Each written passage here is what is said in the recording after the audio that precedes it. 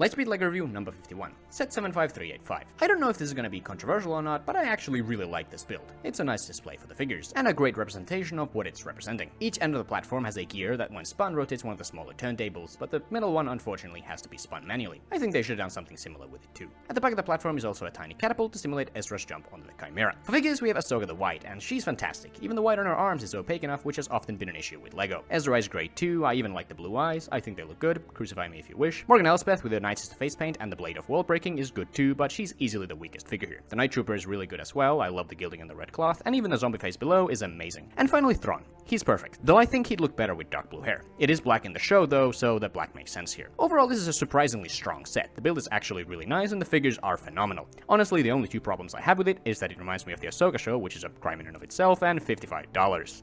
Fuck off. Still, 7 out of 10. Let me know your thoughts below, and like and subscribe for more. Lightspeed LEGO review number 52, set 7674. This V-19 Torrent is one of, if not the greatest LEGO Star Wars playsets of all time. It may look a tiny bit unfinished with all the exposed Technic, but considering what said Technic allows you to do, it's completely fine. Speaking of, the main feature of this model is absolutely phenomenal. Turning this Technic axle will allow you to pull down the middle wing, which will also retract the landing gear and fold down the side wings simultaneously. It's so fucking cool. This of course also works in reverse. It's genuinely some of the most amazing LEGO engineering ever. Not only that though, the cockpit also opens accurately by sliding forwards. Not as technically impressive, but still really satisfying. Finally, the ship also has a flick fire missile below each side wing. For figures, we only have a single TCW clone pilot, and he's good. Yes, his helmet mold is technically inaccurate, but it's not that big a deal, especially for 2008. Overall, like I said at the beginning, one of the best playsets of all time. The build is a marvel of engineering and looks really good too, and though the set could have used more figures, it also doesn't really need them. Finally, at $55 retail, looks good till you adjust it, which, yeesh. Still, 9 out of 10. Let me know your thoughts below, and like and subscribe for more. Lightspeed LEGO review number 53, set 7673. The Magna Starfighter was an odd choice for a set in the first Clone Wars wave, as it only appeared in less than a handful of episodes. But it's also a really cool ship, and I'm glad the set exists, because the odds of us ever seeing it remade are quite low. The standout feature of this model is definitely the way the cockpit opens. It's a tad overcomplicated, but hell, that's what makes it so satisfying. I could do this all day. The windscreen piece is also exclusive to this set, which is baffling to me. These flaps can also open, underneath which we have some engine detail and spots for the guard's electrostaffs. The ship also has a couple hidden rear-facing flick-fire missiles. For figures, we've only got two Magna Guards, which only ever appeared in two sets, this and Dooku's Solar Sailor. They're terrific, and LEGO, please remake them, just like all the other million droid variants you decided to ignore for the past decade. Come on, get on that. Overall, it's another really strong Clone Wars set, and a good enough counterpart for the V-19. The build is very nice, and the figures, though a bit lacking in numbers, are still fantastic. Finally, at $45 retail, honestly, it wasn't that bad. 8 out of 10. Let me know your thoughts below, and like and subscribe for more. Lightspeed LEGO review number 54, set 7748. This nail droid is actually really nice, especially for its age. The standout definitely being these two large printed dish pieces. It of course can roll on the ground to varying success depending on the surface, and has a couple of flick-fire missiles which double as the lower cannons. It is a bit odd, it's basically launching off its weapons, but it is better for its aesthetic than an extra transparent cone. Also included is this catapult, which can be used to launch your jet troopers. Whee! For figures, we got two B1 battle droids, and they're B1s, the perfect minifig. Also included are two clone jet troopers, and they're fantastic too. Dadoy. These guys have also seen their fair share of battle. Yeah, I could have fun too. Sometimes. Overall, it's a really good set. The tank is nice and the figures are great. What else could you ask for? Finally, at $25, it was a fine deal. 8 out of 10. Let me know your thoughts below, and like and subscribe for more. Lightspeed LEGO review number 55, set 8036. The fact that this is the only C-3PO class shuttle LEGO's ever made is a crime, and no, the Phantom 2 doesn't count. Fortunately though, this one is pretty good, if a tad gappy in some places. However, those gaps allow for the greatest door opening / closing mechanism ever. Oh, it's so satisfying. Behind those doors is also a little platform for Viceroy Gunray to sit on. The shuttle also has decently retractable landing gear, and inside the cockpit a bar for the pilot to hold onto. For figures, we've got two B1s, and say it with me, they're B1s. We've also got a B1 pilot, it's a B1 but blue, how very exciting. Next is Viceroy Newt Gunray, and he's a fine figure, though I've always had a weird personal vendetta against it, and I have no idea as to why. I just don't really like it. I don't know. And finally, one of the glub shittoest Clone Wars figures of all, Senator Anaconda Farr. He's good, love the purple, random aliens are always welcome. Overall, it's another good Clone Wars set. The build is really nice, if a tiny bit rough around the edges, and the figure selection, if a bit bland, is still appropriate. Lastly, $30 at retail, not offensive at all. 7 out of 10. Let me know your thoughts below, and like and subscribe for more. Lightspeed LEGO review number 56, set 8086. Today we continue our streak of Separatist ships with the Droid Tri-Fighter, and yep, it's good. great even. The arches maybe could have used some more wedge blades to fill in the gaps, but other than that, it is very nice. I especially like the use of these wing slopes for the thrusters. The only play feature is these two comically large flick-fire missiles. I mean, you can place a droid inside the dome in the middle to pilot it, though the ship itself is a droid and so also the pilot, but you know, it's a thing you can do. For figures, we've got two rocket B1s, and as a dumbass kid, I didn't like these guys. I just wanted regular B1s, but now, as a dumbass adult, I think they're neat. They're still just recolored B1s though, with binoculars glued to their backs. The third figure included is the same as the other two, but with two yellow splotches on it. The one on its head being severely misprinted on mine, which is a bit of a shame. It's still as fine a figure as the other two. Overall, it's yet again a strong Clone Wars set. The focus here is definitely 99% on the build, and it's a better for it, but the figures are still okay, just not at all flashy. At least they're cooler than just regular B1s. Finally, $25 reduced at retail.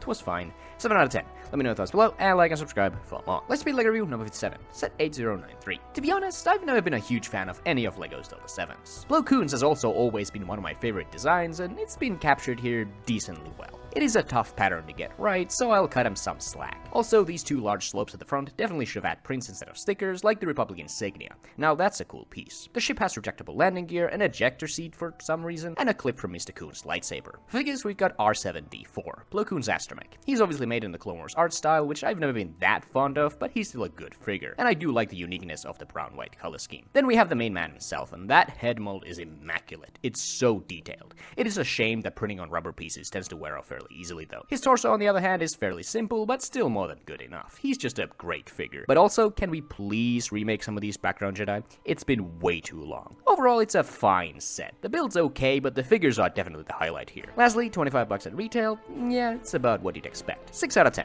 Let me know your thoughts below, and like and subscribe for more. Lightspeed LEGO review number 58, set 7751. This honestly might be the best Vulture droid LEGO's ever made. It's surprisingly great. It has a movable head, very adjustable legs, and a couple of flick-fire missiles. Ahsoka's Delta 7B, on the other hand, is fine. Again, I've never been a huge fan of LEGO's Delta 7s. All the print and sticker detailing are really good, though mine has sadly lost a couple of stickers to time. It has a retractable landing gear and a pretty clean feature to fire off a couple of flick-fire missiles. For figures, we got two buzz droids, and I think this design is just awful. The printed dome pieces are magnificent though. Next, R7A7, and she's fantastic. The lime and dark red work so well together. And finally, the main girl herself, Ahsoka. Aside from the nostalgic sure, but still uncanny face, she's great. Though I don't know how they thought it was a good idea to just a 14-year-old in this outfit. What the fuck, Dave? Overall, the set's a bit of a mixed bag. The Vulture droid is amazing, but the buzz droids are terrible, while the Delta 7B is alright, but the pilots are terrific. Lastly, $40 retail. Yeah, it was okay. 8 out of 10. Let me know your thoughts below, and like and subscribe for more. Lightspeed LEGO review number 59, set 8016. The Hyena droid bomber has never been a set I particularly liked. I also kinda forgot it existed for a solid few years, until I rebuilt it recently, and honestly, it's kinda really cool actually. Its head can be lifted and angled up and down. Unfortunately, I trashed a lot of stickers as a kid, and this is one of the unlucky victims. The variable geometry legs are very variable, appropriately, and it has a pretty darn great bombing mechanism. The new TIE bomber could have learned a thing or two from this. For figures, we got 3 B1 rocket battle droids. They're just recolored B1s with jetpacks, and they're neat. Overall, this is actually a surprisingly strong set. The build looks good, has fantastic play features, and the figures, as simple as they are still great companions to the build. Finally, at $20 retail, for how big this thing is, hell yeah. This comes to me as a surprise as well, but 9 out of 10. Let me know your thoughts below, and like and subscribe for more. Lightspeed LEGO review number 60, set 10195. The Republic dropship with AT-OT Walker is an iconic set, and highly desired in the LEGO Star Wars community. But how does it actually hold up after 15 years, and is it worth the absurd prices it goes on the aftermarket? No to that latter one. Obviously. Let's start with the Walker, which to this day remains the only AT-OT LEGO's ever made, and it holds up relatively well. It definitely feels a tad unfinished and lacks a certain polish that more modern sets have, but it still fits right in with the rest of the early Clone Wars sets. It's not bad at all. Now, most of LEGO's troop transports don't really deliver on the transport aspect, but here we have seats for a whole 16 troopers, and you could even squeeze some standing around. The sides also have mounts for all 6 included troopers' blasters, and the back ramp can be deployed for minifig access in and out. The cockpit can be opened wide for easy access for the pilot, and can also be folded back to accommodate the main feature of the set. Lastly, the Walker also has a handy carrying handle, which can be locked in the extended position, again important for a bit later. Now, the dropship, also the only one LEGO's made, holds up a bit better out of the two builds, but it still has some unfinished feeling spots, especially at the back. Opening the cockpit reveals absolutely no kind of controls, which is a bit disappointing. Lifting open these lovely stickered panels reveals a storage space for some extra ammunition for the 2 flick-fire missile launchers located underneath each wing. The dropship also has a hefty carrying handle, which it definitely needs because of its main function, being a dropship. To ready our ship for transport, you must simply pull on this Technic assembly, which will release and drop this axle with a bush, locking the mechanism open. Then we take our dropship above our transport-ready walker and place that yellow bush directly above the carrying handle of the AT-OT, and let the handle simply push the bush out of the way, releasing the lock, and huzzah! You're now ready to lift off with your cargo. To release the walker, simply pull back on the same assembly as when readying for transport, which will also automatically ready the dropship for another round. This and the V-19 are the reasons why the early Clone Wars sets were so great. Just fantastic play features. For figures, we have 6 regular Phase 1 troopers, 2 with rifles and the rest with basic blasters. They're good figures, even with their cursed faces. Included were also 2 Phase 1 pilots, 1 for each ship, and they're good too. Though I do wish LEGO had just gone and given them accurate helmets. Maybe someday. Overall, this was a great, but expensive playset. The builds hold up surprisingly well, especially the dropship. The main play feature is just plain amazing, and the figures, while very basic, are still good and appropriate. It's nice to get a decent amount of troopers with the transport itself. And then finally, the price. $250 at retail. Compared to the combined price of the gunship and ATT from the time, $210, this isn't awful, but I think $200, maybe $220 would have been a bit fairer. Still, 8 out of 10. Let me know your thoughts below, and like and subscribe for more.